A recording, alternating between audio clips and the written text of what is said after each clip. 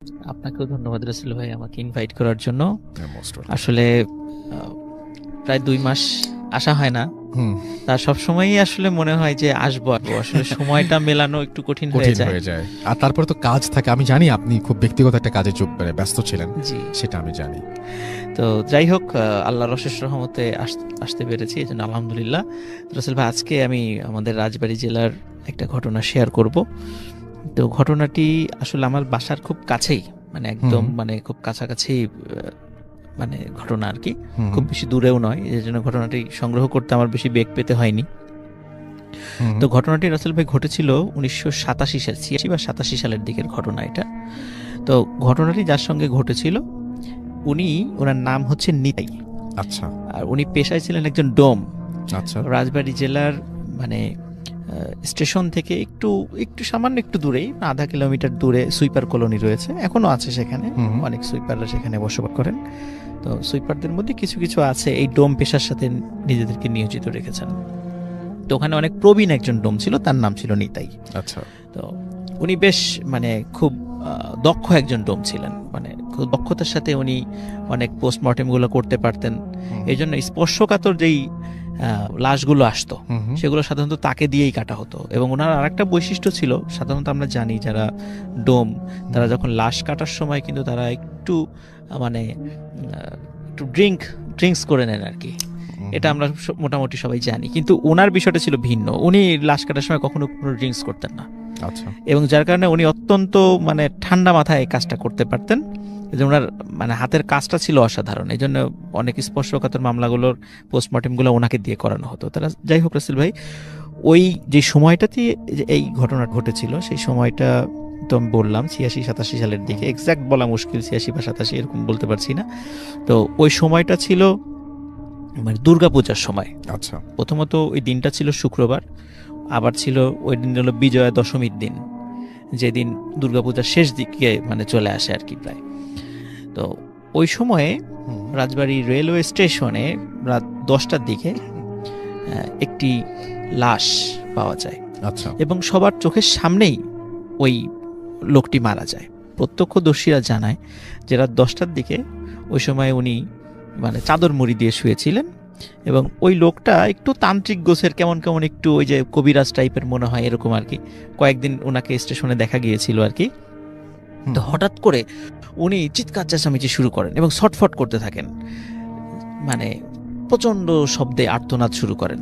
সবাই ওনার কাছে যায়, চাদরটা যখন সরাই ওনার। ডিয়ার লিসেনার্স, শুনছেন ভূত এফএম, আমি আছি রাকিব আল হাসান। তবে আপনাদেরকে বাছাইকৃত কিছু ভয়ঙ্কর পর্ব নিয়ে হাজির হয়েছি, যে ইমেইল এপিসোড ঘটনাগুলো শোনার পর কেউ রুম থেকে বাহিরে যেতেই পারেনি, কেননা ঘটনাটা খুবই ভয়ঙ্কর ছিল।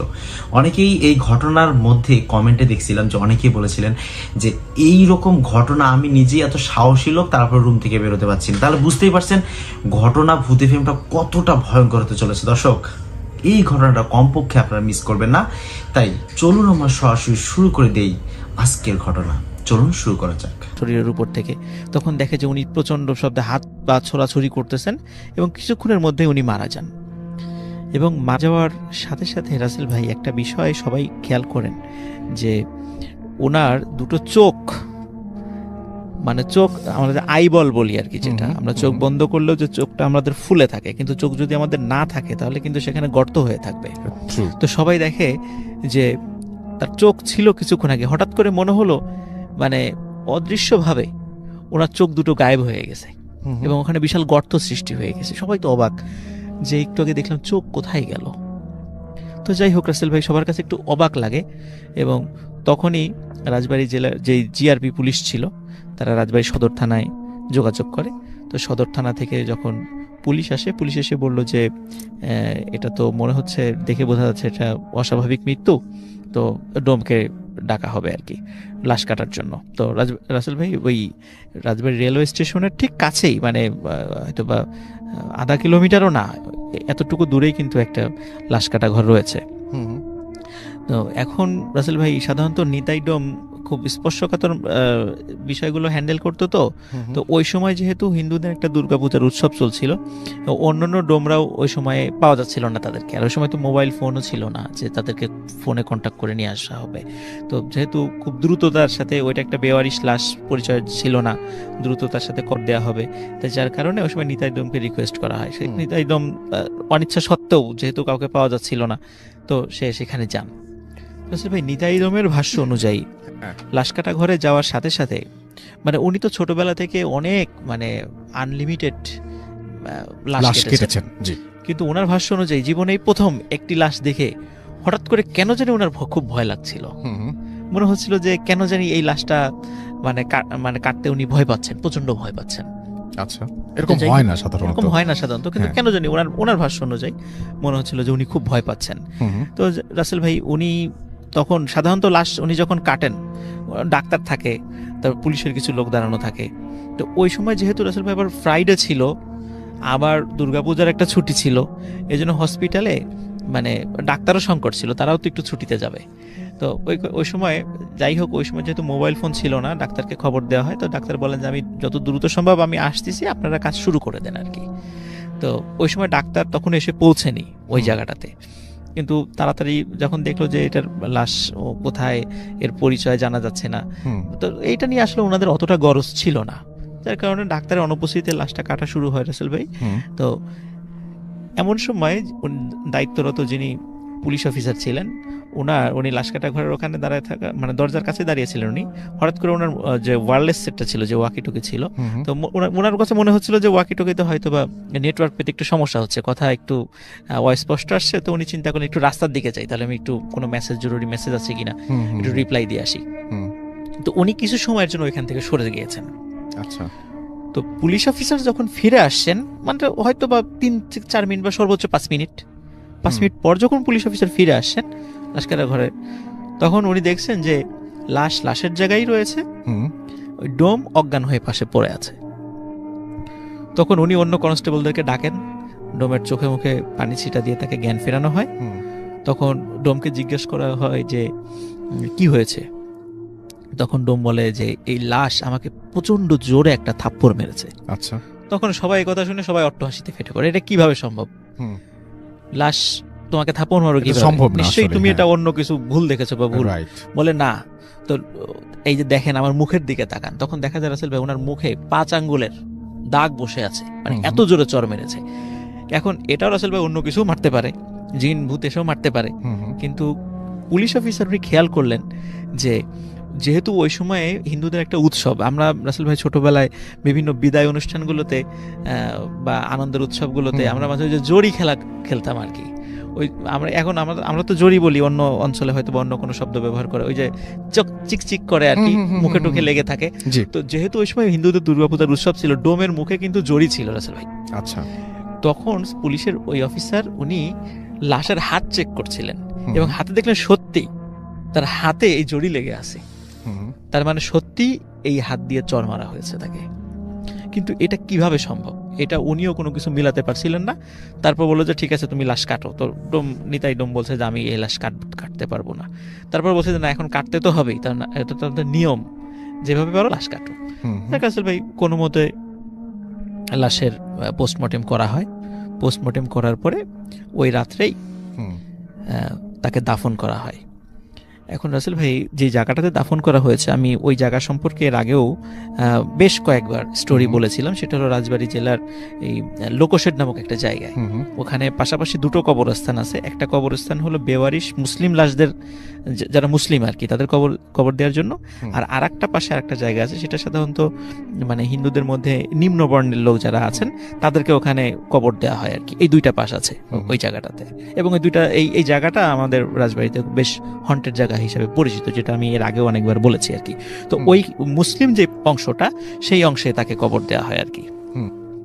এখন রাসেল ভাই কবর দেওয়া যখন হয়ে যায়, স্বাভাবিকভাবে ডোম মনে করেছে যে এরকম ঘটনা ঘটে না, সে এরকম ঘটনা ঘটেছে, সে মানসিকভাবে বিপর্যস্ত। কিন্তু এরপর থেকে ওই ডোমের সাথে বেশ কয়েকটা ঘটনা ঘটা শুরু করে।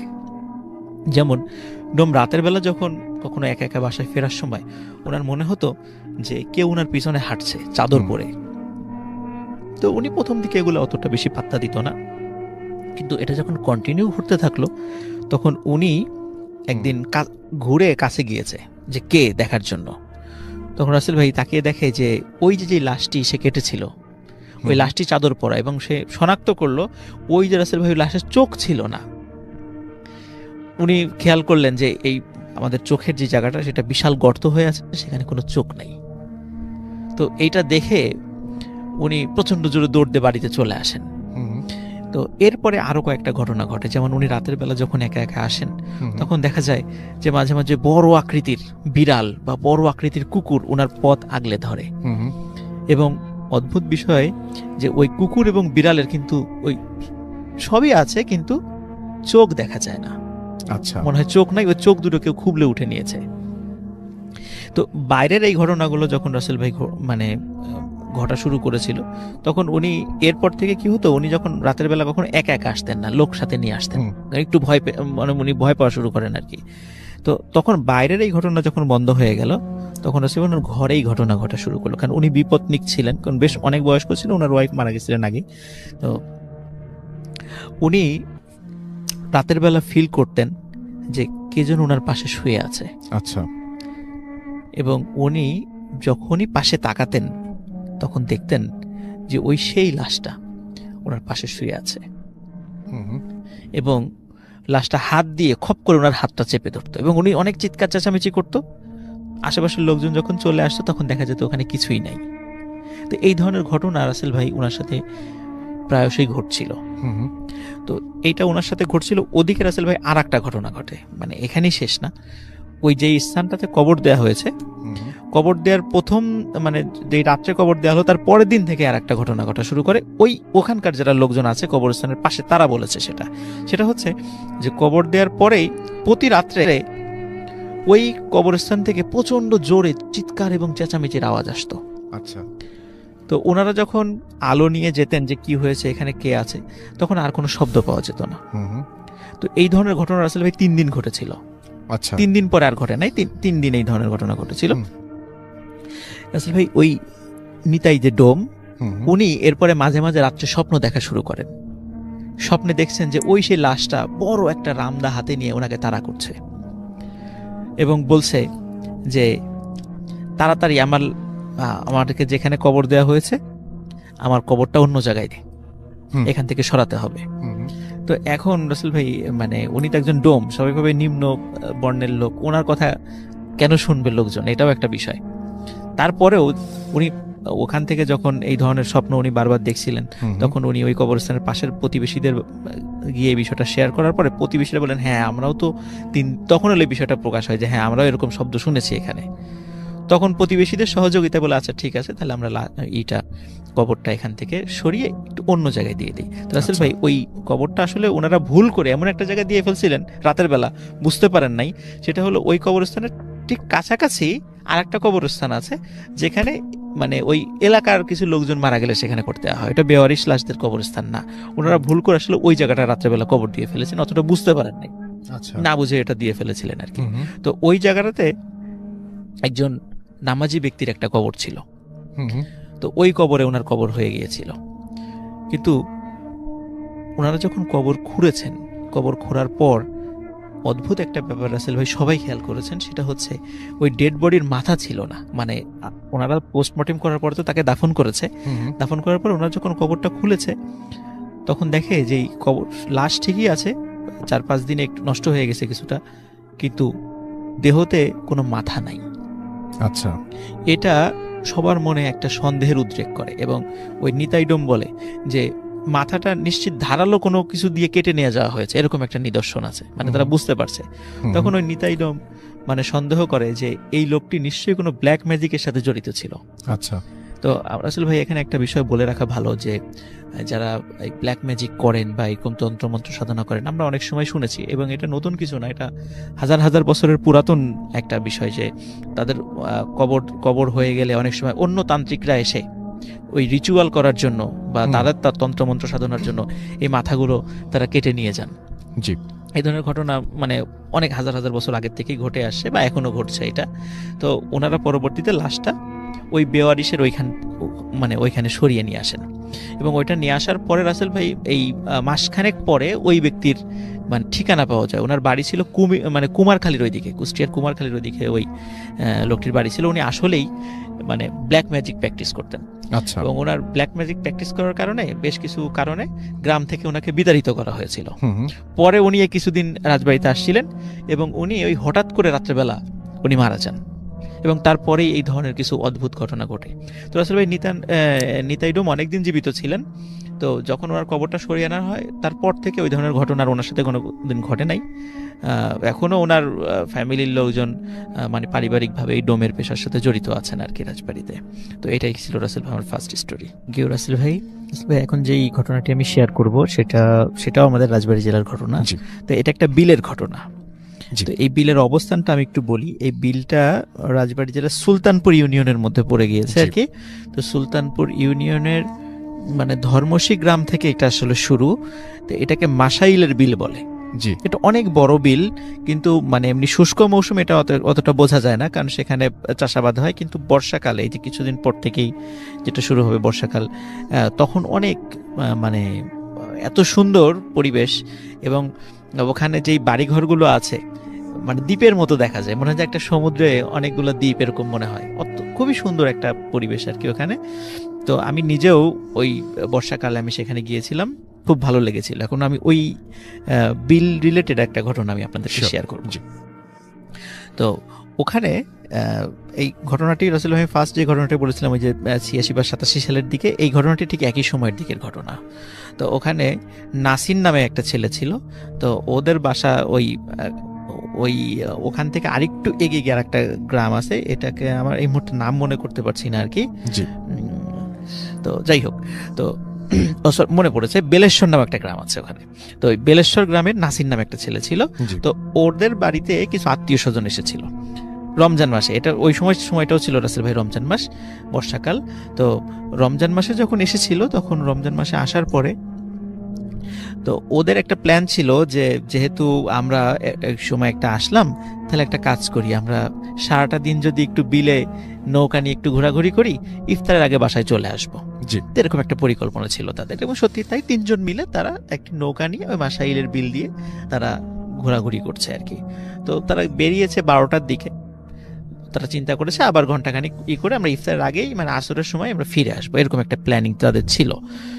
তো ওরা যখন ওখানে ঘোরাঘুরি করছিল, তো যখন ফিরে আসবে, বাসায় ফিরে আসবে, আসরের সময় হয়ে গেছে, ফিরে আসবে, তো তখন হঠাৎ ওই যে একটা দ্বীপের মতো যেই ঘরবাড়ি আছে যেখানে একটু উঁচু করে, কারণ বর্ষাকালে ওই ঘরবাড়িগুলো তাদের তলিয়ে না যায়, এই জন্য মাটি ফেলে ওই উঁচুতে ঘরবাড়ি করা হয় ওখানে। তো ওখানে হঠাৎ করে দেখে যে 20-25 জন লোক ওদেরকে ডাকছে, জোরে জোরে ডাকছে, এই বাবারা এদিকে আসো, এদিকে আসো, আমাদের একটু সমস্যা হয়েছে, এদিকে আসো। তখন ওরা চিন্তা করে যাই দেখি কি সমস্যা। তো ওনারা সেখানে যান। তো যাওয়ার পরে বলছে যে দেখে যে মানে নতুন বিয়ে হয়েছে, সদ্য বিবাহিত একটা দম্পতি আছে, বিবাহের মানে লাল শাড়ি পরা বউ আছে, জামাইও আছে সেখানে। তো বলল যে আমরা তো আসলে ওই পাশে, বললো যে এখান থেকে প্রায় 0.5 কিলোমিটার বা 1 কিলোমিটার দূরে আর একটা বাড়ি আছে। তো বললো যার একটু সামনেই, তো এখন তো এই নতুন বউর শরীরে অনেক গহনা আছে, ডাকাতি হতে পারে, আমাদের নৌকায় একটু সমস্যা হয়েছে, মেরামত করতে সময় লাগবে, যে তোমরা একটু যদি হেল্প করতে, অন্তত এই হাজব্যান্ড ওয়াইফ যারা, এদেরকে একটু আগে পৌঁছিয়ে দিয়ে আসো, সন্ধ্যার আগে পৌঁছে দিয়ে আমরা পরে যাব। তখন ওনারা চিন্তা করলেন যে ঠিক আছে, যেহেতু ওনারা এইভাবে বলছেন, একটু উপকার করার দরকার। তো ওনারা জাস্ট শুধু, কারণ নৌকাটা ছোট ছিল, 5 জন ওঠার জন্য যদিও যথেষ্ট ছিল না, তারপরেও মানে ওরা ছিল 3 জন এবং ওই হাজব্যান্ড ওয়াইফ 2 জন, ওদেরকে উঠিয়ে তো বললো যে ঠিক আছে তোমরা চলে যাও। এখন রাসেল ভাই ওই ওনারা যে কোথায় যাবেন এটা জানতো না, শুধু জাস্ট ওই যেই হাজব্যান্ড যে ছিল যেখানে ওই মহিলার, তো তাকে জিজ্ঞেস করছিল যে আমরা কোন দিকে যাব। শুধু উনি কোনো কথা বলে না, শুধু হাত দিয়ে সামনে দেখে যে আপনি সামনের দিকে চলেন। তো নৌকা নিয়ে সামনে যাচ্ছে, অনেকক্ষণ হয়ে যায়, প্রায় 1 কিলোমিটার পার হয়ে গেছে। এদিকে কিন্তু রাসেল ভাই সন্ধ্যা নেমে আসছে, ওরা তো বাসায় গিয়ে ইফতার করবে, সন্ধ্যা নেমে আসছে, কিন্তু পথ আর শেষ হয় না। এবং ওই যে দ্বীপের মতো কোনো ঘর বাড়ির ওরা দেখা পায় না, মনে হচ্ছে যে একটা মানে সমুদ্র বা এমন একটা নদীর মধ্যে তারা পড়েছে যে তার কোনো কুল কিনারা দেখা যাচ্ছে না। তখন ওদের মানে ওরা বলে যে ভাই আমরা আসলে কোন দিকে যাচ্ছি, আমরা তো পথ ভুল করছি না। তখন আবার ওই জামাইটা মানে যেই বর সেজনে ছিলেন সে আবার হাত দিয়ে দেখাচ্ছে সামনে, ওরা সামনের দিকে যাচ্ছে।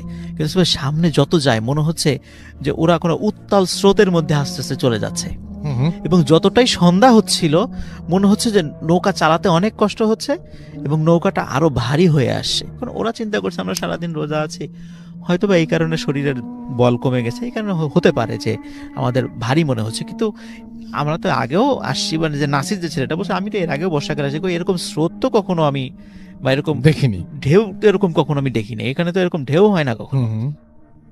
তো একটু সন্দেহ লাগে রাসেল ভাই। আচ্ছা। কিন্তু যখন মাগরিবের আজান হয়ে যায়, আজান হওয়ার পরপরই রাসেল ভাই নৌকাটা এমন ভারী হওয়া শুরু হয় যে ওরা তিনজন মিলেও মানে বৈঠা দিয়ে নৌকাটা আগাতে পারছিল না। তখন ওদের বিশেষ করে নাসিরের মনে একটু সন্দেহ লাগে যে কি ব্যাপার, এমন হচ্ছে কেন। জি। তখন মানে ওরা ওই যখন সন্ধ্যা নেমে আসে, সন্ধ্যার পরে ওই নৌকায় যে দুইজন ছিল এতক্ষণ শুধু মানে ওয়াইফের চেহারা দেখা যায় না, বড় ঘোমটা দিয়েছিল, শুধু যেই বর বেশে যে ছিল তার চেহারা দেখা যাচ্ছিল আগের দিনের বেলা। রাসেল ভাই যখন সন্ধ্যার পরে মানে অদ্ভুত রকমের দুটো চেহারা ওরা আবিষ্কার করলো ওদের নৌকায়। দেখলো নৌকার উপরেই আচ্ছা যে মানে বধূ বেশে যে মেয়েটি ছিল তার ঘোমটা সে খুলে ফেলেছে, এবং মানে অত্যন্ত কালো এবং বিকট চেহারার একটা মহিলা সে, এবং তার পুরা মাথার 1/3 জুড়ে মোটা মানে দাগে সিঁদুর দেয়া তার মাথায়। আচ্ছা। এবং ওই যে সাথে যে বরবেশের যে লোকটা ছিল তার চেহারাও বিকট আকার ধারণ করেছে। তখন এরা দুইজন মিলে যে কাজটা করে রাসেল ভাই, ওই বর এবং বধূ বেশে যে ছিল এরা দুজন মিলে ওই তিনজনকে অ্যাটাক করে বসে এবং ধস্তাধস্তি হতে শুরু করে। আচ্ছা। এদিকে রাসেল ভাই যখন ওদের ফ্যামিলির লোকজন এই তিনজনকে খুঁজে না, যখন দেখে যে ইফতার সময় হয়ে গেছে ওরা আসছে না, যখন বিকাল হয়ে গেছে আসে না, তখনই কিন্তু ওরা চিন্তা করেছে কোনো বিপদে পড়লো না তো, বেড়াতে আসছে দুইটা ছেলে, ওরা তো বিপদে পড়ে নাই। ওনারাও রাসেল ভাই একটা নৌকা নিয়ে বের হয়েছিল। আচ্ছা। নৌকা নিয়ে বের হওয়ার পরে তখন ওনারা দূর থেকে, তখন 5 ব্যাটারির লাইট ছিল আর কি, টর্চ লাইট ছিল, দূর থেকে টর্চ মেরে মেরে দেখছিল কোথাও দেখা যায় কিনা, এবং আশেপাশের লোকদেরকে জিজ্ঞেস করছে এরকম টাইপের তিনজনকে নৌকা নিয়ে কোথাও দেখেছো। তখন অনেকেই বলেছে যারা ওই মাছ ধরে রাসেল ভাই সন্ধ্যার আগে ফিরে আসছিল, তখন ওনারা বলতেছিল যে হ্যাঁ তিনটা ছেলেকে তো নৌকা নিয়ে যাওয়া দেখলাম। তখন রাসেল ভাই এখানে একটা বিষয়, যারা এসেছে ফিরছে তারা কিন্তু সবাই ওই নৌকায় 3 জনকে দেখেছিল, কিন্তু নৌকায় কিন্তু আসলে 3 জন ছিল না, ছিল 5 জন। কিন্তু যারা ফিরছিল ওরা কিন্তু কেউ নৌকায় 5 জনকে দেখে নাই, দেখেছে 3 জনকে। তখন ওরা যারা ওই এসেছিল তখন জানে যে অনেক সময় বর্ষাকালে এই সমস্ত জায়গায় কিছু ভয়ের ঘটনা ঘটে থাকে। তখন ওরা চিন্তা করছিল আমাদেরকে আরো দ্রুত সামনের দিকে গিয়ে ওদেরকে খুঁজতে হবে। তখন ভাই অনেক দূরে যখন এসেছে তখন টর্চ যখন মেরেছে তখন দূরে একটা নৌকা ওরা দেখছিল, তখন মনে হচ্ছিল যে 3 জন লোক একটা নৌকায় ধস্তাধস্তি হচ্ছে কোনো কিছুর সাথে, কিন্তু কার সাথে হচ্ছে সেটা দেখা যাচ্ছে না। তখন ওনারা দ্রুত নৌকা চালিয়ে সেখানে যান এবং 3 জনকে গিয়ে ওখানে অচেতন অবস্থায় পান। এবং আরেকটা জিনিস রাসেল ভাই, ওনারাও ওখানে গিয়ে আবিষ্কার করেন যে সত্যি সত্যি নৌকাটা এমন একটা জায়গায় যে ভয়ঙ্কর ঢেউ সেখানে ছিল, যে কোনো সময় ওই নৌকাটা যদি মানে উল্টিয়ে যায়, মানে ওরা তো অচেতন হয়ে গেছিল, ওরা কিন্তু আর সাঁতার কাটতে পারবে না, ওরা ওখানে মারা যাবে। তখন ওখান থেকে অচেতন অবস্থায় তাদেরকে উদ্ধার করা হয়।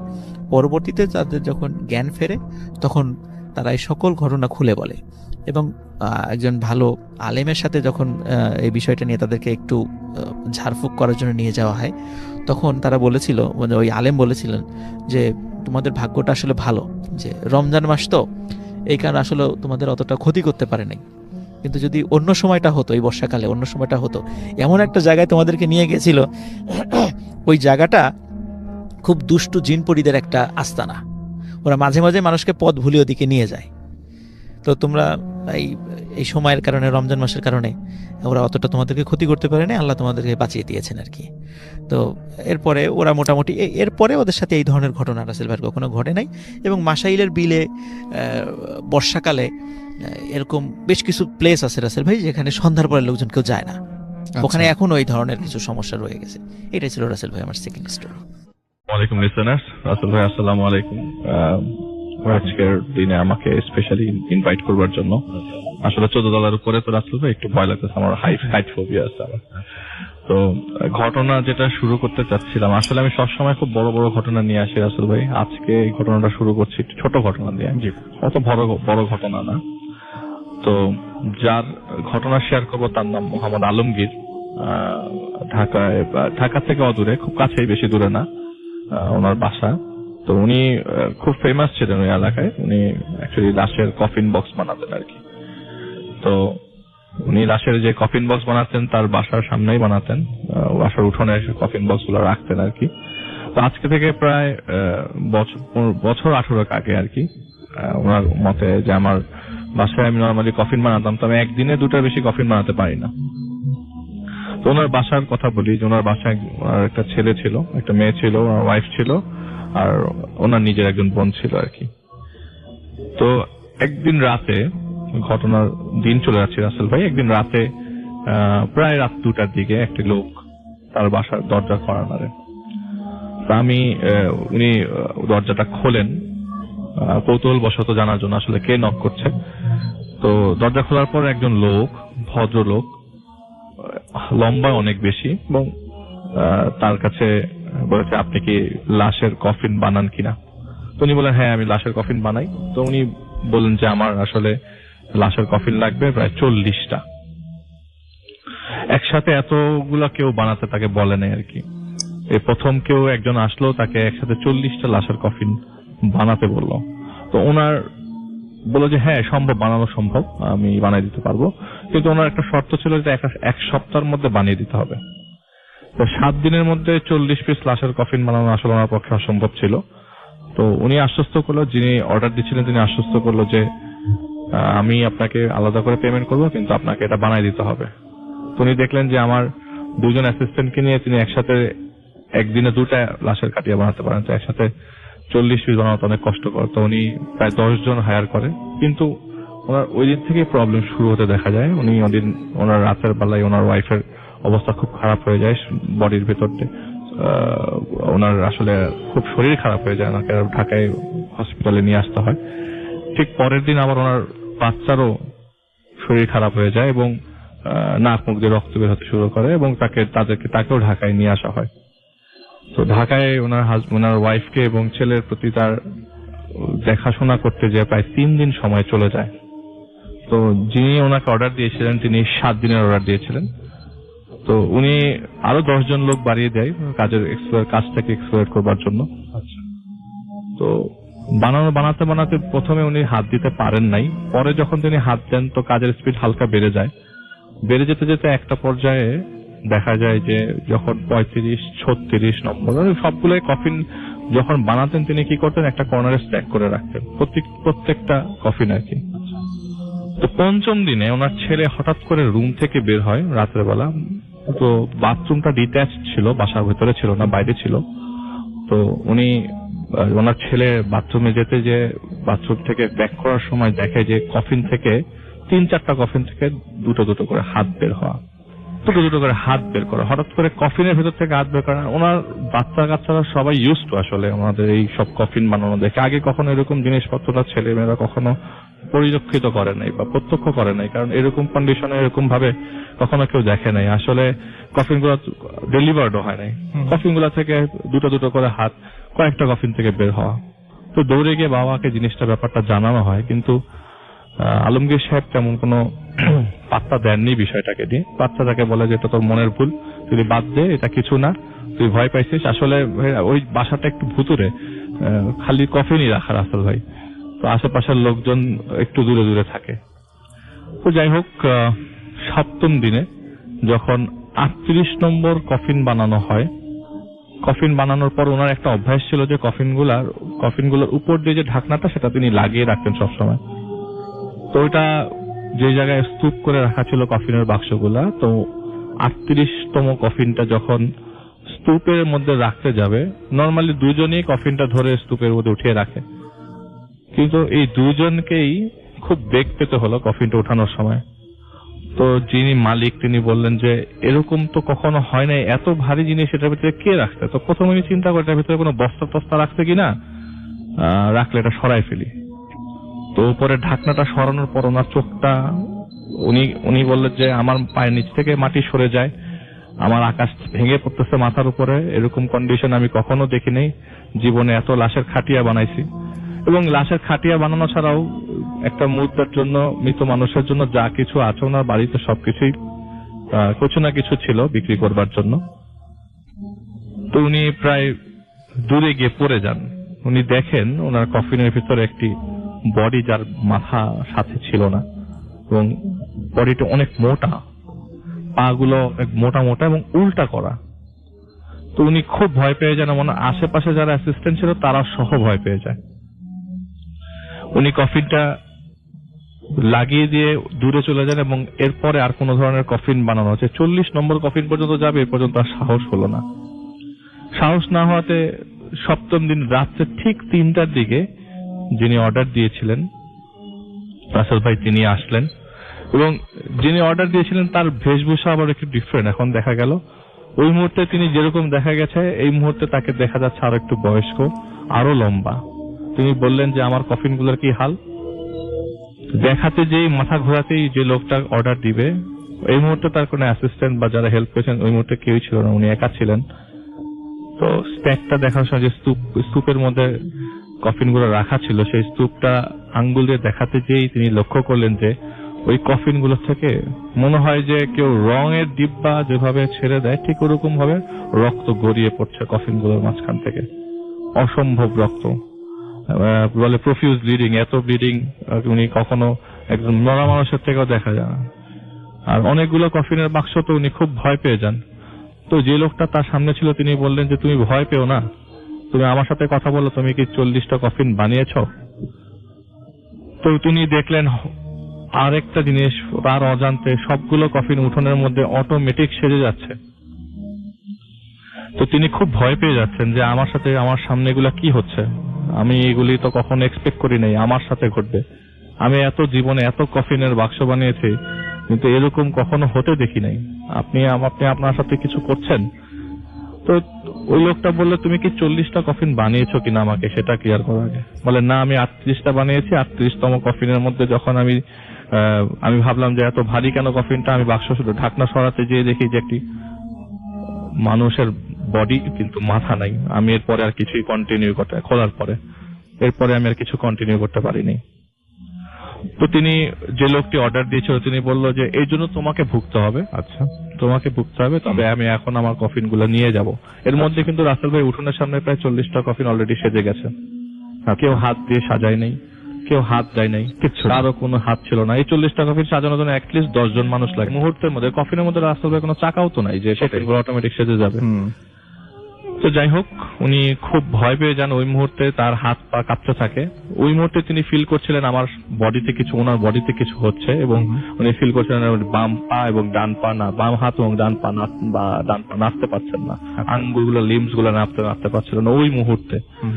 তো উনি বললেন তোমার ক্ষতি হবে এবং তুমি এটা একটা সময় বুঝবে। তো উনি হঠাৎ করে বললো যে এই কফিন গুলা নিয়ে যাও, একটা অর্ডার দিল কাউকে।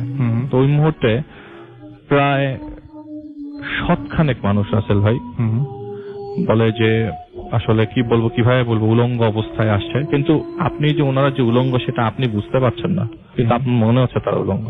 আচ্ছা, আপনি তাদের বেশভূষায় কিছু বোঝা যাচ্ছে না, ওনার কথায় যে আমি কিছু বুঝতে পারতেছি না, কিন্তু মনে হচ্ছে তারা সবাই উলঙ্গ। এবং মোটামুটি সবাই এসে, এবং সবাই যে আমরা দোয়া পড়তে পড়তে লাশ বহন করে নিয়ে যাই, ঠিক একই ভাবে লাশগুলো বহন করে নিয়ে যাচ্ছে। এবং যখন ওই কফিন গুলোর সাথে উপরের ঢাকনাটা লাগানো ছিল না, তো লাগানো অবস্থায় যখন লাগছে, অটোমেটিক লাগছে তার চোখের সামনে, এবং সব অসম্ভব ঘটনা তার চোখের সামনে ঘটতেছে। তো যখন লেগে যাচ্ছে তখন মনে হচ্ছে ভিতরে একটা মাথা আছে, এরকম কিছু। প্রত্যেকটা কফিনের মধ্যে মনে হচ্ছে যে রাসেল ভাই একটা করে বডি আছে। তো সবাই বডিটাকে ধরে, আমরা যে কফিন বা লাশ যখন নিয়ে কবর স্থানে যাই, যে দোয়া পড়তে পড়তে আল্লাহকে ডাকতে ডাকতে, ওরকম ভাবে সবাই লাশগুলো, কফিনগুলো সিরিয়ালি ধরে নিয়ে তার বাড়ি থেকে নিয়ে চলে যায়। তাকে বলে যায় যে তুমি এই জন্য তুমি সাফার করবা।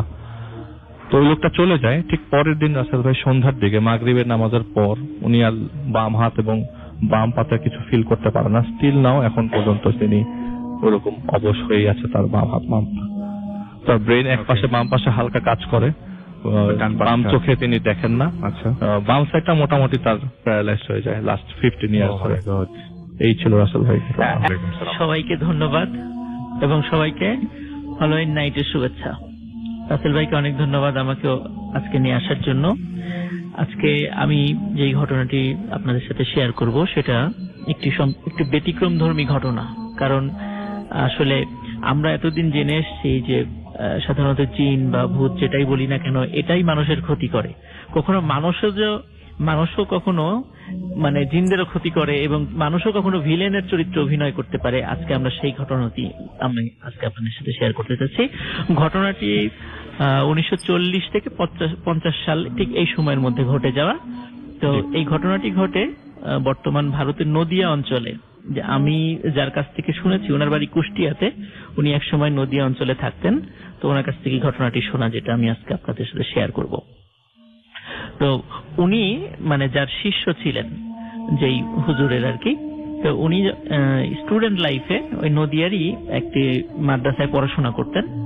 তো মাদ্রাসার যিনি হুজুর ছিলেন মানে ওস্তাদ ছিলেন, উনি আবার ওই ছাত্রকে মানে খুবই ভালোবাসতেন আর কি, খুবই ভালোবাসতেন। তো যখন পড়াশোনা শেষ হয়ে যায়, শেষ হওয়ার পরে তো ওই ওনার যিনি ওস্তাদ তখন বলেন যে আমার একটা মেয়ে আছে, তুমি যদি কিছু মনে না করো তুমি আমার মেয়েকে বিয়ে করতে পারো। তখন উনি অত্যন্ত মানে ভদ্রতার দেখিয়ে বললেন যে ঠিক আছে, আমি আমার পরিবার থেকে অনুমতি নিয়ে নিই। তখন উনি ওনার পরিবার থেকে অনুমতি নিলেন। তার পরিবারও ধার্মিক পরিবার ছিলেন। তখন চিন্তা করলেন যেহেতু তারই ওস্তাদ তার মেয়ের সঙ্গে বিয়ের কথা বলছে, তাহলে আমরা এটা রাজি হয়ে যাই। তাকে বিবাহের অনুমতি দিলেন এবং তাদের যথারীতি বিবাহ হয়েও গেল। কিন্তু বিয়ের পর ওনার যিনি শ্বশুর মানে তার যেই ব্যক্তি তার ওস্তাদ আর কি, তখন বললেন যে আমার দায়িত্ব শেষ হয়ে গেছে, আমি এখন চলে যাব, এই মাদ্রাসার দায়িত্ব তোমাকে দিয়ে গেলাম, আমার সাথে তোমার আর হয়তো বা দেখা হবে না, কিন্তু আমার মেয়েকে কখনো কষ্ট দিও না। আচ্ছা। তখন উনার কথার অর্থ উনি বুঝতে পারেননি। তখন উনি বলেছিলেন যে আপনার মেয়েকে আমি কখনো কষ্ট দিব না। তখন প্রশ্ন করেছিলেন যে আপনি কোথায় যাচ্ছেন? তখন উনি বলেছিলেন যে আমি ধর্ম প্রচারের জন্য আমি চলে যাচ্ছি, আমার সাথে তোমাদের দেখা হবে না। তখন উনি স্বাভাবিকভাবে ঘর সংসার শুরু করেন ওই স্ত্রীকে নিয়ে।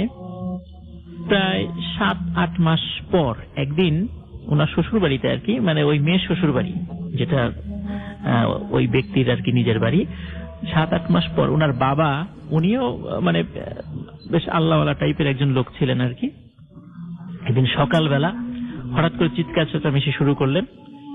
বললেন যে এই তোর স্ত্রীকে নিয়ে বাইরে বের হয়ে আয়।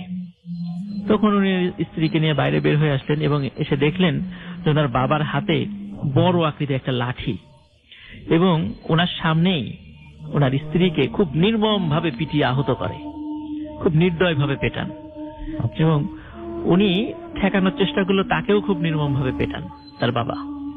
এবং পেটানোর সময় বলছিলেন যে তুই আমার ছেলের জীবনটা কেন নষ্ট করলি, তুই তো মানুষ নয়, তুই কেন এই কাজটা করলি, আমার ছেলেকে কেন বিয়ে করলি, এইভাবে নির্মম ভাবে ওনাকে পিটিয়ে মানে আহত করে। তো ওই মেয়েকেও একটা ঘরে আটকিয়ে রাখে, নিজের ছেলেকেও একটা ঘরে আটকিয়ে রাখে। তখন ওই মেয়েকে বলে যে তুই তোর স্বামীর সামনে স্বীকার কর তুই কে। তখন সেই মেয়েটি স্বীকার করে আসলে সে মানুষ নয়, সে জিন সম্প্রদায়ের একজন, আমরা যাকে পরী বলি আর কি। তো সে ওই সম্প্রদায়েরই একজন, কিন্তু সে তার বাবা তার এই ছাত্রকে খুব পছন্দ করে। আচ্ছা। যার কারণে তার বাবারই ইচ্ছা ছিল সে যেন এই মানুষ ছাত্রটিকে মানে বিয়ে করে। আচ্ছা। এবং তার বাবার ইচ্ছাতেই সে একে বিয়ে করেছে। এবং একজন মানুষ হিসাবে ওই ওনার হাজবেন্ড খুবই ভালো একজন মানুষ ছিলেন। তো যাই হোক, কিন্তু ওনার স্ত্রী ছিলেন সন্তান সম্ভবা। ওই অবস্থাতে তার শ্বশুর তাকে চলে যেতে ওইখান থেকে বাধ্য করে। যখন উনি বললেন ঠিক আছে আমি চলে যাব, আমি আর কখনোই আসবো না, আমার স্বামীর সাথে আমার শেষবার কথা বলার মতো সুযোগ দিন, তখন ওনার শ্বশুর সেটা অনুমতি দেন। তো স্বামীর সাথে কথা বলার সময় তার স্বামীকে একটা আয়না দেয়। আয়নাটি যিনি দেখেছেন আর কি, তো আয়নাটি ছিল একটি পিতলের আয়না এবং ওটার কাঁচ, আমরা যেটা কাঁচ বলি আসলে ওটা কাঁচ ছিল না। উনি বলেছেন যে এটা আসলে কি ধরনের জিনিস তা আমি বলতে পারবো না, তবে ওটা কাঁচ ছিল না এতটুকু, কিন্তু সবকিছু স্বচ্ছ দেখা যায় এতটুকু বলেছে আর কি আমাকে। মানে ইন্টারেস্টিং পার্টটা শুরু হলো এখন। হ্যাঁ, এখন থেকে মূল শুরু ঘটনায় হলো। ঢুকছি আমরা মাত্র এখন ঢুকছি আমরা। যখন উনি বলেন যে আমি এখান থেকে চলে যাচ্ছি, কিন্তু তুমি যখনই আয়নাটি তুমি তোমার সামনে ধরবে তখন ওই আয়নার মধ্যে আমাকে দেখতে পাবে এবং আমার সাথে কথা বলতে পারবে। তখন উনি কিন্তু খবরদার এই আয়নাটি অন্য কারো হাতে যেন না পড়ে, তাহলে কিন্তু অনেক ক্ষতি হবে, তুমি এটা খুব মানে যত্ন করে রেখে দেবে। তো উনি বলেন ঠিক আছে, আমি এটা যত্ন করে রেখে দিব। তো আয়নাটি উনি ওনার কাছে রেখে দেন। মাঝে মাঝে মানে খুব অনেক দূরে গিয়ে বা গভীর রাত্রে উনি ওই আয়নাটি বের করে ওনার স্ত্রীর সাথে কথা বলেন। তো আসলে কি কথা হয় এটা কেউ জানে না, কি কথা বলতেন সেটাও জানা যায় নাই। কিন্তু এরকম চলে 6-7 মাস এরকম চলে। একটি পর্যায়ে ওই ছেলের যে বাবা, সে বুঝে ফেলে যে এরকম একটা ঘটনা ঘটছে। তখন ওনার ছেলের কাছ থেকে ওই আয়নাটি উনি কেড়ে নিয়ে যান, কেড়ে নিয়ে উনি ওনার কাছে রেখে দেন। তখন ওনার কাছে রেখে দিলে উনি ওনার মতো একটা গোপন জায়গায় রেখে দিয়েছিলেন। কিন্তু সমস্যা হলো যে ওই ছেলের বাবা তো বিপত্নিক ছিলেন আর কি। তো ওনার অন্য যে ছেলেরা ছিল, ওই ছেলের বউরা এসে ওনার ঘরটার গুছিয়ে দিয়ে যেত, পরিষ্কার করে দিয়ে যেত। তো ওনার যে এক ছেলের ওয়াইফ, উনি যখন এসে ঘর পরিষ্কার করছিলেন, করতে করতে বিভিন্ন করতে করতে একটা জায়গায় একটা ছোট সিন্ধুকের মতো পান। উনি খুব মানে চিন্তা করলেন যে এর মধ্যে কি আছে একটু দেখি, এই সিন্ধুকটা তো আগে কখনো দেখি নাই। উনি খুলে দেখলেন ভিতরে খুব সুন্দর একটা আয়না। আর এই আয়নার ঘটনাটা ওই ব্যক্তিও কাউকে বলেন নাই আর কি, সুতরাং ওই মহিলারও জানার কথা না। ওই মহিলাটি যখনই ওই আয়নাটি নিজের চেহারার সামনে ধরেছে, তখন ওনার চেহারাটাকেই অত্যন্ত সুন্দর মানে ভাবে ওই আয়নার মধ্যে উনি নিজেকে দেখছিলেন। উনি চিন্তা করেন, হায় আল্লাহ, আমি এত সুন্দর, নিজেকেই মানে বারবার শুধু আয়নায় নিজের চেহারা দেখছেন। কিন্তু সেই সাথে আর একটা জিনিস খেয়াল করলেন যে একটু দূরেই ঠিক ওনার মতোই উনি দাঁড়িয়ে আছেন সশরীরে, ওই মহিলাটি, কিন্তু তার চেহারাটা ভয়ঙ্কর রকমের চেহারা এবং হাত দিয়ে ইশারা করছে, বারবার না না এরকম ইশারা করছে যে আয়নাটি দেখো না। কিন্তু আসলে এখানে তো ভয় পাওয়ার কথা ছিল ওই মহিলাটির, কিন্তু উনি কোন ধরনের কোনো ভয় পেলেন না, বরং ওই আয়না নিজের চেহারা বারবার দেখছিলেনই। তখন উনি চিন্তা করলেন যে আয়নার কথাটা যেহেতু উনার শ্বশুর বলেন নাই, সুতরাং এটা আমিও কাউকে বলবো না, এটা গোপনই থাক। আমি মাঝে মাঝে ঘর পরিষ্কার করার ফলে এসে মাঝে মাঝে আয়না নিজের চেহারা দেখবো। আচ্ছা। তো এইখানে রাসেল ভাই মাঝে মাঝে এই ঘটনা উনি চেহারা দেখতেন। সমস্যা যেটা হলো, ওনার চেহারায় বার্ধক্যের ছাপ পড়ে যাওয়া শুরু করলো, মানে হ্যাঁ, বার্ধক্যের ছাপ পড়ে যাওয়া শুরু করলো। এবং মাত্র 1 মাসের মধ্যে ওনার গলা থেকে মানে মাথা থেকে গলা পর্যন্ত, ওনার বডি ঠিক ছিল, ওনার বয়স ছিল 25 থেকে 26 বছর, ওনার মাথা থেকে গলা পর্যন্ত 80 থেকে 90 বছর বয়সে একজন বৃদ্ধা মহিলার যেরকম চেহারা হয়, যেরকম চুল হয়, ঠিক ওরকমটা হয়ে যায়। আচ্ছা, এরকমটা খুব দ্রুত ঘটে এবং খুব দ্রুত ঘটে। কিন্তু এটা কেন ঘটেছে? কারণ উনি ওই আয়নার কথা কাউকে বলতেন না। আর যখন নিজের চেহারা এরকম হয়ে গেল, তখন মানে এই 1 মাসের মধ্যে উনি হঠাৎ করে অসুস্থ, হঠাৎ করেই মারা যান ওই মহিলা। আচ্ছা। কিন্তু ওই বাড়ির কেউ বুঝতে পারে নাই এটার জন্য ওই আয়নাটাই দায়ী। আচ্ছা। ওই মহিলা মারা গেলেন, কেউ বুঝতে পারলেন না। তখন ওনার যে শ্বশুর, তার অন্য আর একটা ছেলের ওয়াইফ এসে ঘর পরিষ্কার করত। উনিও এসে দেখলেন যে একটা সিন্ধুকের মধ্যে একটা সিন্ধুক, নতুন সিন্ধুক। উনি চিন্তা করলেন এর মধ্যে কি আছে একটু দেখি। উনিও খুলে একটা আয়না পেলেন। উনিও যখন নিজের চেহারাটা আয়নার সামনে দেখছিলেন, তখন ওই আয়নার মধ্যে নিজের চেহারাটাকে অনেক সুন্দর দেখছিলেন আর কি। আমরা আয়না যখন চেহারা দেখি তখন নিজের চেহারাটাই দেখি, কিন্তু মাঝে মাঝে দেখা যায় আমার নিজের চেহারাটা আয়নায় কিন্তু অনেক সুন্দরও লাগে, অসম্ভব রকমের সুন্দর লাগছিল আয়নায় চেহারাটা। কিন্তু সেই সাথে ওই যে সেই ভয়ঙ্কর নিজের চেহারারই আর একটা অবয়ব উনি দেখছিলেন, কিন্তু ওইটা দেখে উনি ভয় পাচ্ছিলেন না। মাত্র 1 মাসের মধ্যে তার বেলা ওই একই পরিণতি হলো। উনিও ওনার গলা থেকে মাথা পর্যন্ত ওই 80-90 বছর বয়সী বৃদ্ধা মহিলার মতো হয়ে গেল, কিন্তু বডির অন্য পার্ট গুলা মানে স্বাভাবিক ছিল। উনিও মারা গেলেন। যখন দুটো মৃত্যু হলো, তখন যেই ব্যক্তি এই আয়নাটি লুকিয়ে রেখেছিল, মানে ওনাদের শ্বশুর আর কি, তো উনি চিন্তা করলেন যে এই ঘটনাটা কি, কেন এরকম হচ্ছে। তখন উনি চিন্তা করে দেখলেন যে এইটা নিশ্চয়ই এই আয়নার কারণে হচ্ছে। কি আছে এই আয়নায়? ওই লোকটি নিজেই একসময় ওই আয়নায় নিজের চেহারাটা দেখলেন। আচ্ছা। আয়নায় সবাই যখন নিজের চেহারাটা দেখেছে রাসেল ভাই, যে তখন নিজের চেহারাটাকে সুন্দর দেখেছে, কিন্তু ওই লোকটি নিজের চেহারাটাকে আয়নার মধ্যে ভয়ঙ্কর আকৃতিতে দেখেছিল, খুবই ভয়ঙ্কর আকৃতিতে দেখেছিল। এবং উনি একবারই ওই আয়নাটা দেখেছিল।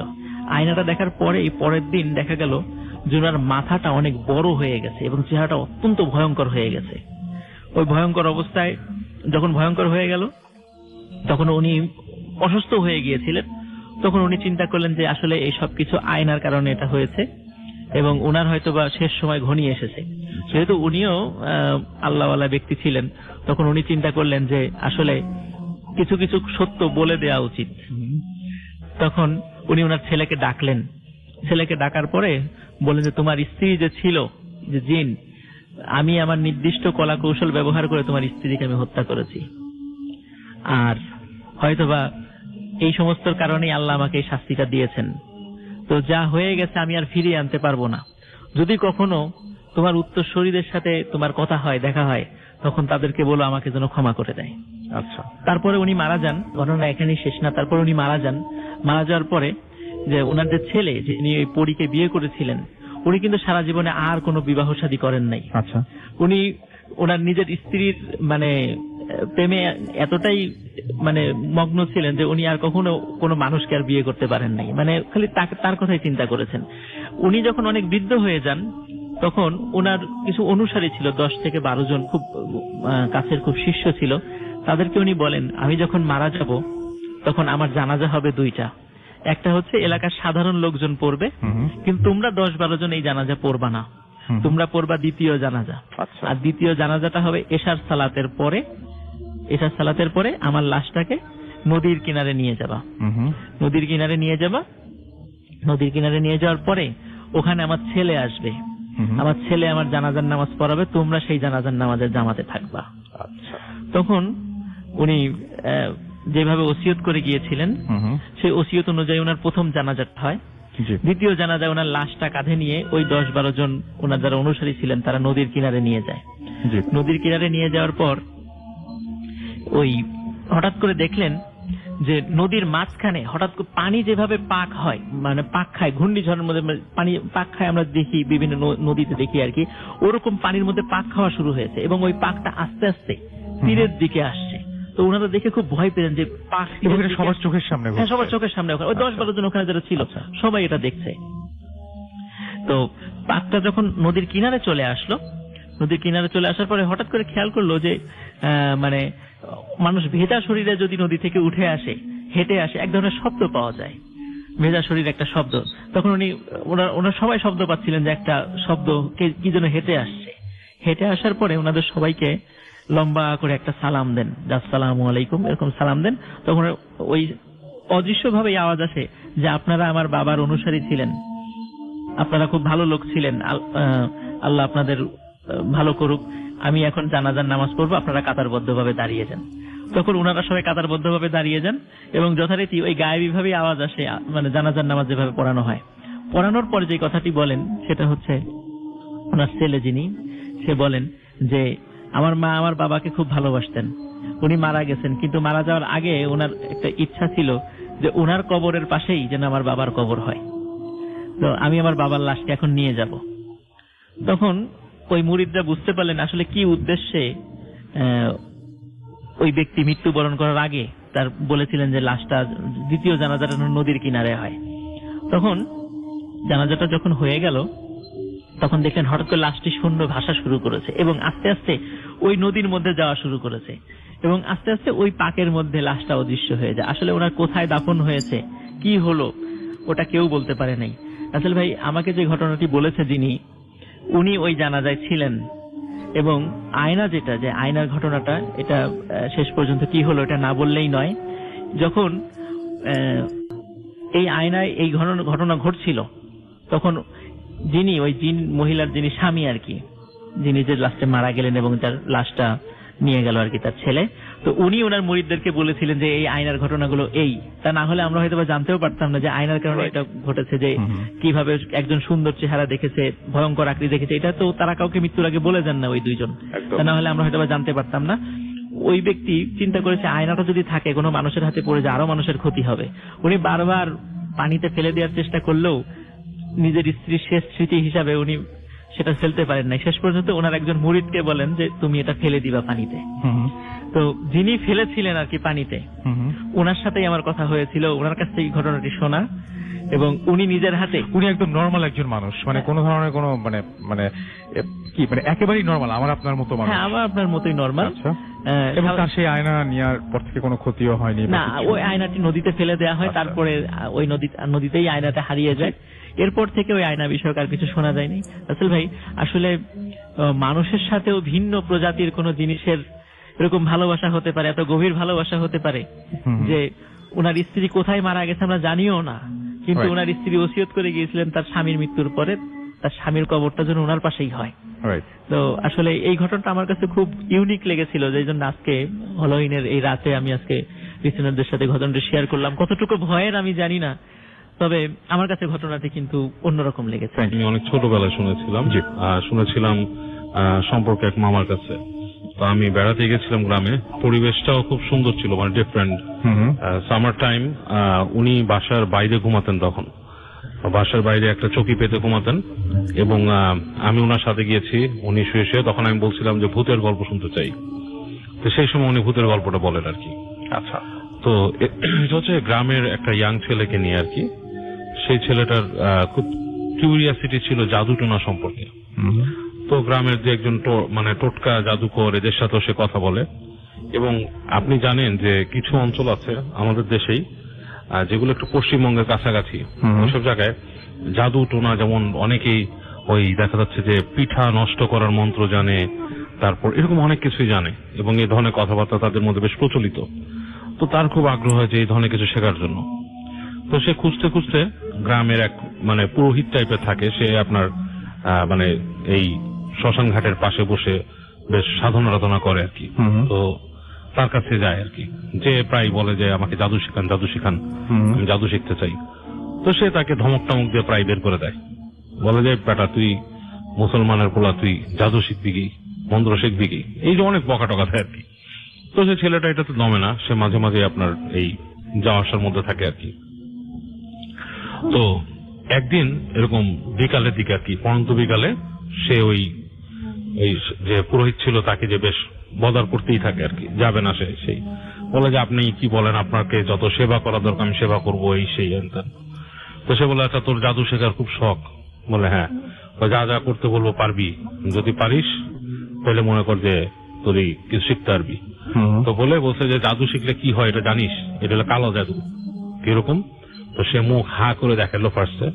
তো তার মুখ যখন হা করে দেখাইছে, মুখের মধ্যে সব দাঁতগুলো ছিল কালো, কুচকুচে কালো মুখের ভেতরটা।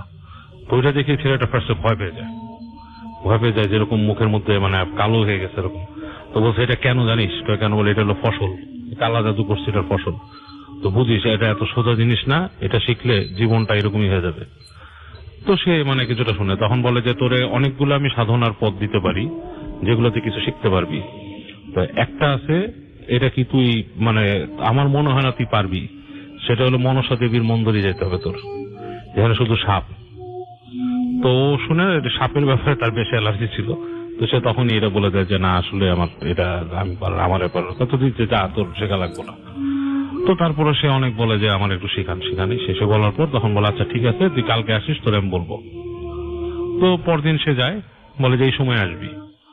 আসার পর দেখে যে সেই পুরোহিত আপনার ধ্যান করতেছে। তো ধ্যান করা অবস্থায় তাকে বলে যে তোরে আমি কাজ দিলাম যে নেক্সট পূর্ণিমা যেদিন আসবে, তো সেই পূর্ণিমার দিনে তুই আমার এখানে আসবি বটগাছ তলায়, এসে আমার থেকে একটা শিকড় নিবি, আমি তো একটা শিকড় দিব। এই শিকড়টা সাথে করে নিয়ে তুই হেঁটে হেঁটে এত ক্রোশ দূরে ওইখানে একটা শ্মশান আছে, সে শ্মশানে যাবি। তো সেই শ্মশানে যে ওইখানে যে পুরোহিত আছে তাকে কয়দিন আগে মাটির তলে পোতা হয়েছে, মানে পোতা হয়েছে বলতে তারা মানে মাটির নিচে ওরা মানে পুঁতে ফেলে, সামথিং লাইক দ্যাট, হয়তো পোড়ায় না বা সামথিং, তাদের কোনো রিচুয়াল এটা, হয়তো মারা গেলে বলে ওইখানে যাবি, মাটির তলে পোতা হয়েছে। তো ওখানে যে মাটি তুলবি, আমি ওদের ভাষা বলার চেষ্টা করতেছি আর কি। বলে ও ওইখানে যে ওই মাটি খুঁড়বি, খুঁড়ে ওই পুরোহিতের মাথাটা কেটে নিয়ে আসবি। হ্যাঁ, কেটে ওই একটা পথ বলছে যে এই পথ দিয়ে তুই চলে আসবি, এবং তোকে যতই ডাকবে যত যাই বলবে তুই তাকাবি না, শুনবি না, সোজা চলে আসবি, এসে ঘুরে আমার এই গাছতলায় এনে মাথাটা রেখে যাবি। তাহলে তোর আমি হবে, মানে তোর কিছু একটা পাবি আর আমিও তোকে কিছু দিব। তো ওই ছেলেটা মনে করছে গ্রামের ছেলে ছিল এবং সে বেশ এইদিকে খুব সাহসী, সাপের ব্যাপারে অ্যালার্জি থাকলেও সেটাকে খুব একটা কঠিন মনে করেনি। তো বেশ প্রিপারেশন নিতে থাকে কাজটা করার জন্য, ঠিক আছে। বলতে হচ্ছে যে ধর্মীয় প্রিপারেশন তার মধ্যে ছিল না, ধর্মীয় মূল্যবোধ খুব একটা ছিল না, আর তার ফ্যামিলির থেকেও তাকে এই ব্যাপারে খুব একটা করা হয়নি। তো যাই হোক, সে প্রিপারেশন নিয়ে তার কাউকে কিছু বলে না। তো যথারীতি যেই দিনটা আর কি আপনার মানে এসে পড়ে আর কি, তো ওই পুরোহিত ওকে বলে দিছিল যে পূর্ণিমার দিন কিন্তু ঝড় বৃষ্টি হবে এবং চাঁদ মেঘে ঢাকা থাকবে, তুই চাঁদ দেখতে পাবি না, পূর্ণিমা বলে যে চাঁদ দেখবি তা না, মেঘে ঢাকা থাকবে, এরকম কিছু কথা ওকে বলে দেয়। তো দেখে আসলেই সন্ধ্যার থেকে আপনার টিপ টিপ টিপ টিপ বৃষ্টি পড়া শুরু করছে এবং সে আপনার রওনা দেয়। তো রওনা দিয়ে তার ফার্স্টে যেটা করতে হবে, সে কোরআন আনতে যেতে হবে। তো সে হেঁটে হেঁটে হেঁটে হেঁটে ওই কাদা পাড়ায় পাড়ায় গ্রামের রাস্তা, এর মধ্যে মনে করেন হচ্ছে বৃষ্টি হচ্ছে, যে ওই গাছতলা যায়। তো গাছতলা যে দেখে ওই পুরোহিত ওখানে নাই, পুরোহিত নাই, কিন্তু একটা ছোট চৌকির মতো রাখা, সেই চৌকির উপরে কাপড় চোপড় দিয়ে কি ঢেকে রাখা, মানে একটা কাপড়ের পুটলির মতো। তো সে কিছুক্ষণ দাঁড়ায় থেকে কেমন গা শিরশির করতে থাকে। তো একসময় সে কাপড়ের পুটলিটা সরায় ওখানে যে দেখে যে আপনার একটা ছোট্ট এরকম ইসের মতো রাখা, তার জন্য একটা সিঁদুরের মানে সিঁদুর গাছের যে মানে লাল একটা থাকে আর কি, সেটার পাশে একটা শেকড়ের মতো রাখা। তো পারে কি ওই দুইটা নেয়, নিয়ে ওখান থেকে হেঁটে ওকে যে বলছে যে শ্মশানের উদ্দেশ্যে যাওয়া, সেখানে এসে আস্তে আস্তে হেঁটে যেতে থাকে। তো হি স্টার্টস টু ট্রাভেল, হাঁটতে থাকে এবং রাস্তা দিয়ে দেখে যে বেশ মানে প্যাচপ্যাচা কাদার রাস্তা, এবং রাস্তার আস্তে আস্তে মানে অনেক বন্ধু হয়ে গেছে, যেহেতু ওই যে শ্মশানটার কথা বলছে সেখানে কিন্তু ওই যে পুরোহিতের কথা বলতে থাকতো এবং ওখানে মানুষজন খুব কম যেত আর কি, খুব কম যেত, এবং সম্ভবত সেখানে একটু নিচু কাস্টের যারা ছিল তাদেরকে ওখানে পোড়াইতো আর কি, ঠিক আছে। তো ফাইনালি সে যখন যায় শ্মশানের ওখানে, যে মানে সে ফাইন্ড আউট করে যে বেশ মানে ঘুরি ঘুরটি অন্ধকার টাইপের হয়ে গেছে এবং আকাশ মেঘে মানে পুরা ঢাকা, ওখানে আপনার মাঝে মাঝে শব্দ আসতেছে মেঘ টাকার। তো বেশ ভয় পেয়ে যায় সে। তো এর মধ্যে সে খুঁজে বের করে যে এই জায়গাটাতেই পুরোহিতটাকে করা হয়েছিল। তো সেখানে যে সে আপনার সাথে করে একটা দাওয়ের মতো নিয়ে আসছিল, সেটাতে মাটি খোঁচানো শুরু করে, মাটি খোঁচাতে বেশ বের করে। এক পর্যায়ে সে দেখতে পায় যে সে পুরোহিতের মানে মাথার অংশটা সে পায়, যে মাথা শুরু হয়েছে। তখন তার বেশ ভয় লাগে ফার্স্টে, মানে হি গেট রিয়েলি স্কেয়ার্ড। ভয় পাওয়ার পরে সে মানে কিছুক্ষণ দমে যায় এবং ভয় পায় যে আমি চিন্তা করবো কিনা, মানে কাজটা করবো কিনা। এই অবস্থায় মনে করেন যে ভয় পেয়েও সে এটা ছাড়ে না, সে আরো মাটি কুটতে থাকে। তো করতে সে কাজ পর্যন্ত চলে আসে। কাজ পর্যন্ত চলে আসার পরে সে চিন্তা করে যে এখন মানে আমাকে মাথাটা নিতে হবে। তো চোখ বন্ধ করে সে আপনি মাথাটাকে কেটে ফেলে। সেখান থেকে কেটে ফেলার পরে সে মাথা নিয়ে মানে বেশ মানে ঘোরের মধ্যে চলে গেছে, সে আসতে থাকে আর কি ওই রাস্তায়। এবং যখন আসতেছে সে মানে শুনতে পায় যে ওকে অনেকে ডাকতেছে নাম ধরে, তার নাম ধরে ডাকে, বেশ আপনার একটা মানে গলা আর কি, মানে মানে মানে বিষণ্ণ টাইপের গলায় ডাকতেছে মানুষ।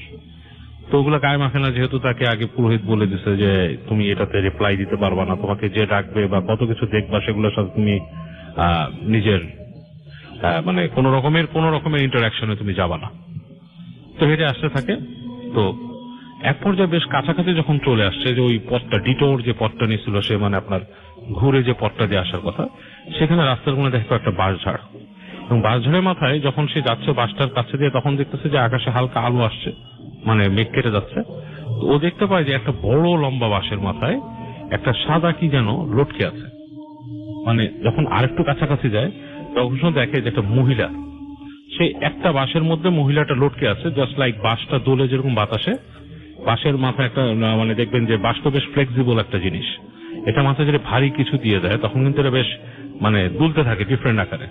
দেখে লটকে আছে, একটা মহিলা লটকে আছে, তার চুলটা একদম উপর থেকে মাটি ছোঁয়া, এবং এটা লাইক সোয়াইপ করতেছে মাটিতে, কাদা মাটিতে, এবং মানে ইটস লাইক মানে এটা একটা জীবন্ত মানুষের মতো ঝুলে আছে। তো ও এটা দেখে বিশাল একটা ধাক্কা খায় মনের মধ্যে, দাঁড়ায় যায়। এই সময়টাতে সে তার পিঠের মধ্যে পুরো দেখে যে একটা ঠান্ডা ঘাড়ের মধ্যে স্পর্শ। তো খাট করে ফিরে তাকায় দেখে যে মাথাটা কেটে নিয়ে আসছে সেই যে মানে একটা বডি, সেই বডিটা পিছনে দাঁড়ানো এবং তার পিঠে হাত দিয়ে ধরছে। এটা দেখে সে চিৎকার করে মাথাটা ফেলে ওইখানে বেহুশ হয়ে যায়। এবং পরদিন তাকে নাকি গ্রামের মানুষজন পায়, পাওয়ার পরে তার অনেক জ্বর ছিল, অসুস্থ ছিল, এবং তারপর থেকে সে মানে বেশ একটু মানে অতিপ্রকৃতস্থ আর কি, পাগল টাইপের হয়ে গেছে। এবং সে নাকি ওই বুড়া বয়সে তখন অনেক কিছু উল্টাপাল্টা দেখতো, করতো। আর মানে ছোটখাটো লেবারের কাজ করে, মানে লাইফে তার আর কিছু করা হয়নি আর কি। হি কুডন্ট ডু এনিথিং, অ্যাবনর্মাল হয়ে গেছে লাইফে। ওকে, এটাই ছিল ঘটনা। আসসালামু আলাইকুম লিসেনার, ধন্যবাদ রাসেল ভাই আবার সুযোগ দেওয়ার জন্য। এখন আমি যে ঘটনাটি শেয়ার করতে যাচ্ছি এটি আমার এক ছোট ভাই, যেটা ওর বাড়ি হচ্ছে রাজবাড়ী জেলার কাজীবাধা নামক স্থানে। ওর নাম সজীব। ও ফরিদপুরের শ্যামসুন্দরপুর নামক একটা গ্রাম আছে, ওই গ্রাম থেকে এই ঘটনাটি কালেক্ট করে আমাকে দিয়েছে ভূত এফএম শেয়ার করার জন্য। এটা আমি শেয়ার করতে যাচ্ছি। শ্যামসুন্দরপুর গ্রামে এই ঘটনাটি বেশ প্রচলিত। তো এই ঘটনাটি ঘটে 1955 সালের দিকে। তো 1955 সালে ওই গ্রামের একটি বাড়ি ছিল, সেই বাড়িতে বেশ সম্ভ্রান্ত একটা বাড়ি ছিল, ধনী পরিবার আর কি। ওই ধনী পরিবারের যিনি মহিলা ছিলেন আর কি, ওরা হঠাৎ করে ওনার একটা রোগ হয়। ওই রোগে ওনার শরীর অস্বাভাবিক রকমের ফুলে যায়। তো ফুলে যাওয়ার পর উনি যেহেতু শরীরে অনেক গহনা পরতেন, স্বর্ণের গহনা পরতেন, তো ওই অস্বাভাবিক রকমের ফুলে যাওয়ার কারণে উনি মারা যান হঠাৎ করে। কিন্তু সমস্যা হলো ওনার যখন লাশের যখন গোসল দেয়া হবে, তো ওই হাত যেহেতু অতিমাত্রায় ফুলে গিয়েছে, হাতের যে গহনাগুলো ছিল, বালা যেগুলো ছিল, এগুলো কিন্তু আর খোলা যায়নি, কিন্তু ওনার গলায় যে গহনাগুলো ছিল এগুলো খোলা গিয়েছিল। তখন লোকজন সবাই জানতো যে ওনার হাতে যে গহনাগুলো ছিল, এই গহনাগুলো যেহেতু খোলা যায়নি, এই গহনা সহই ওনাকে কবর দেয়া হয়। ওই গ্রামের দুইজন মানে লোক, তারা চিন্তা করে যেহেতু ওই মহিলার হাতে অনেক ভারী ভারী, ডান হাতে বা হাতে তিনটা তিনটা করে 6টা স্বর্ণের বালা আছে, সুতরাং আমরা রাতে গিয়ে ওই কবরটি খুঁড়ে ওনার হাত থেকে ওই বালাগুলো আমরা ছোটানোর ব্যবস্থা করব। তো যে ভাবা সেই কাজ। ওনারা রাতের বেলা, তৎকালীন সময় তো এরকম কবরস্থান ছিল না, এরকম লাইটও ছিল না, অত্যন্ত মানে একটা ভয়ঙ্কর কবরস্থান বলতে একটা আতঙ্কের জিনিস একটা বোঝাতো ওই সময়তেই আর কি, ওই সময় আর কি, যে 50-এর দশকে।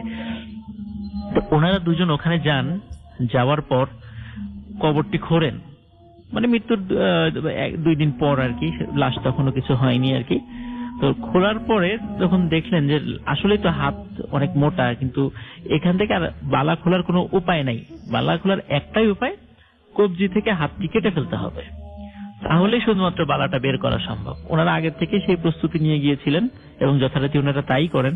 কবজি থেকে হাতটি মানে কেটে ফেলেন এবং ওই বালা তিনটি করে 6টি বের করে নিয়ে আসেন, 2 হাতই কাটেন এবং ওনারা 3টা করে বালা ভাগ করে নিয়ে চলে যান এবং কবরটা আবার সুন্দর করে এমন ভাবে ঢেকে দেন যাতে কেউ কিছু বুঝতে না পারে।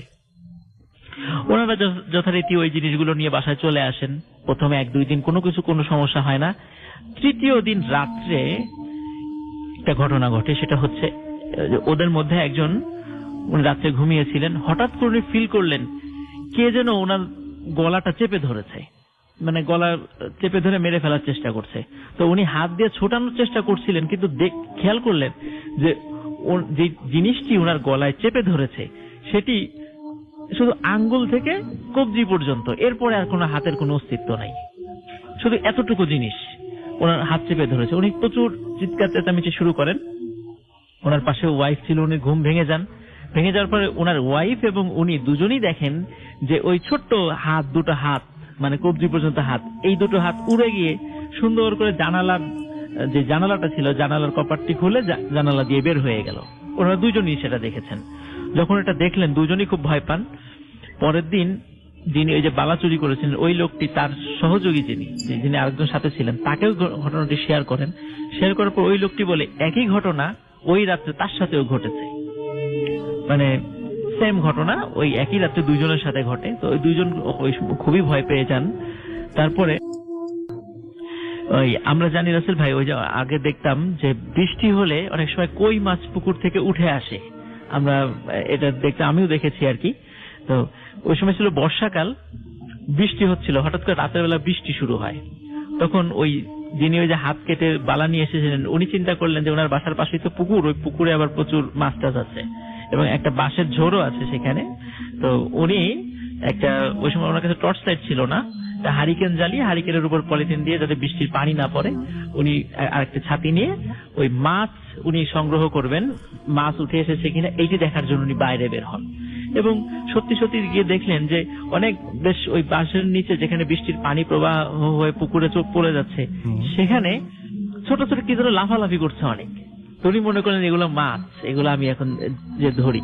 তো উনি কিছু জিনিস মানে মাছ রাখার জন্য একটি পাত্র নিলেন, পাত্র নিয়ে সেখানে গেলেন। যাওয়ার পরে একটু ভালো করে খেয়াল করলেন যে জিনিসগুলো লাফালাফি করছিল ওগুলো আসলে মাছ না, অসংখ্য কবজি থেকে কেটে ফেলা হাত লাফালাফি করছিল এর মতো। উনি দূর থেকে সেটা মাছ মনে করেছিলেন এবং উনি যখন ওটা দেখে যখন ভয় পেয়ে দৌড় দিয়ে বাসা আসতে যাবেন, তখনই ওই কবজি থেকে এই হাতটি, দুটি হাত ওনার পা চেপে ধরেন।